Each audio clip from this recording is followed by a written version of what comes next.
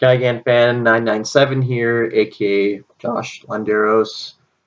And I haven't posted in a while. Yeah, I've been pretty busy with UCR coming up, and then the whole job thing. That's it's always fun.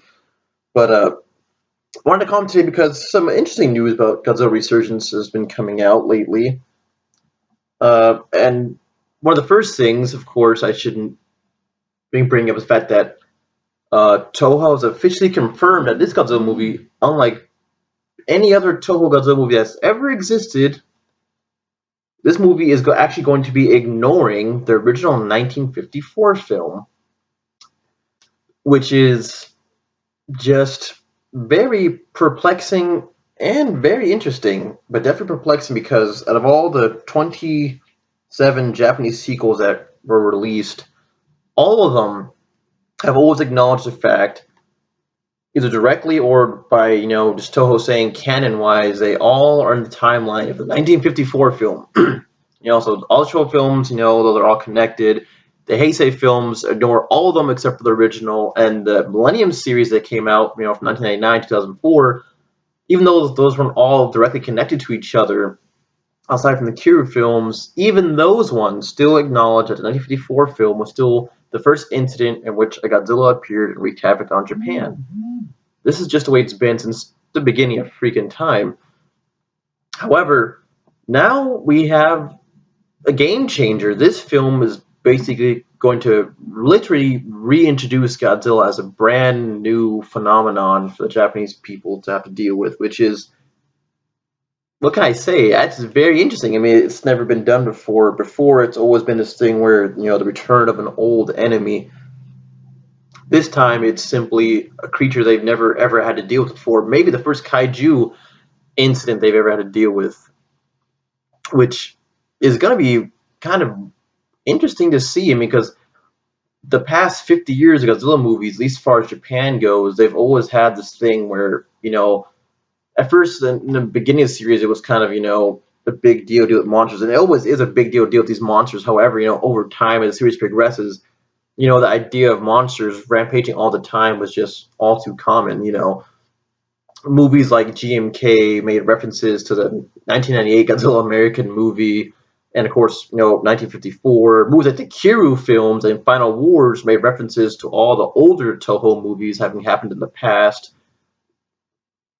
Things like, Final Wars showed things like Megaguirus and Titanosaurus and other things, so we assume they've attacked over time. And the Kiryu films made reference to the original Mothra film, War of the Gargantuas. So, I mean, they've always, for a while now, they've always, made it into a giant shared universe type of thing in their own way, where, the past films are not ignored and there's a history behind what's going on. However, now this time we're just going to start from scratch, which is, like I said, very interesting. It's crazy, really. I mean, it makes you wonder now. This time, are they going to do the whole Odo Island thing, where Godzilla is some kind of mythical god creature that's been living there for a while already and then got mutated, or are they going to change it up again? It makes it even more excited to see the movie, really, because they're taking it in a whole other direction. Because everyone knows reboots tend to be just that, reboots. However, this seems to be actually changing the whole thing around. Although some classic things will still be there, of course, like the classic military versus Godzilla. But I just love the direction Toho's taking this. It's very interesting. In fact, it's going to be its own thing. I guess they really were taking notes, because the only Godzilla movies that have ever ignored the 1954 film, of course, have been the American ones. The 1988 movie, of course, ignored Godzilla in general, really. But even the 2014 movie, did it in their own way. It has his own origin, his own history that is way different from the history of the Japanese Godzilla movies. And so now Toho is doing pretty much the same exact thing with their incarnation of the latest incarnation of Godzilla, anyways. And that is just spectacular. I'm wondering where they're going to go with that, and how will Godzilla be named in this one? Then all those things, raise a bunch of interesting questions. And then, of course, another thing I wanted to speak about, there's only a few new images that have been posted lately. Although, of course, lately what Shin Godzilla is going to look like is, pretty much blown out of the water. And especially now, since There have been many minifigure releases through I forget, I think it's supposed to SH Monster Arts. I forget exactly which company, but they've already been releasing figures. Well, they're going to release them soon. Maybe of Shin Godzilla, and so basically already know what the feet are going to look like and everything. And I remember a few people were bitching that the feet don't look realistic because now he literally has like once again feet he's never had before. He has more typical dinosaurian feet, but not the sauropod, sauropod brachiosaurus type feet that Godzilla 2014 had, the elephant trunk leg look, which is of course realistic and all. This one has more your typical predatory dinosaur look to the feet, which to me looks fantastic. And as far as the realism bit goes, people bitching, I think that's retarded. I mean, just let it be. Who cares? Come on now, let's not overdo it. Godzilla's feet has become such a big thing these days. I think it looks great from basically every single angle, which includes a new image that they posted lately. And this was a sci-fi Japan.com exclusive, apparently, which shows a new image, very crystal clear and quite frankly amazing looking. This is going to have some great effects of, and I'm going to post some imagery in the video, so of course you've already probably been looking at it.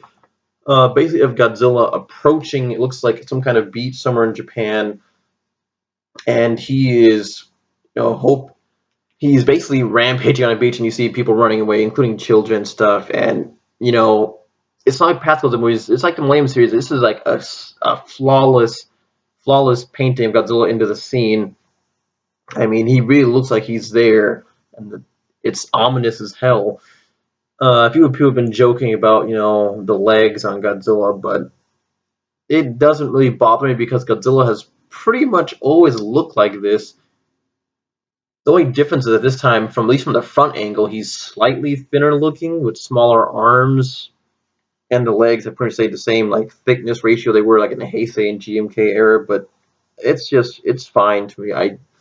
I still think it looks fantastic and menacing, and I'm loving this new version of Godzilla. It looks freaking great, and I love that Toho's holding back. They still have not showed us the breath or even another trailer or anything TV spot. Although of course still July 26th, 29th, so still over a month away, and I'm pretty sure more images are going to keep coming up as we get closer and closer to the release date. One thing that does scare me, though, is I heard that this whole New World Cinemas, the fact that they were supposedly going to release a Blu-ray of Godzilla. Well, I think I heard it was just a DVD of this movie next year.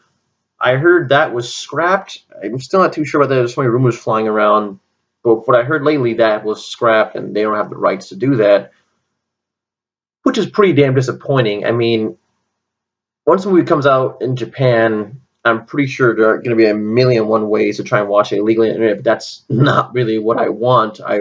What I would love to do is actually pay to go see this at my local, U.S. theater, whether I have to drive out to AMC or Harkins or some other exclusive theater. I will make that journey to see this movie because I've already been graced once with seeing it because the movie in theaters 2014, and I'd love to get that opportunity again, especially a full-on Japanese movie that looks really good.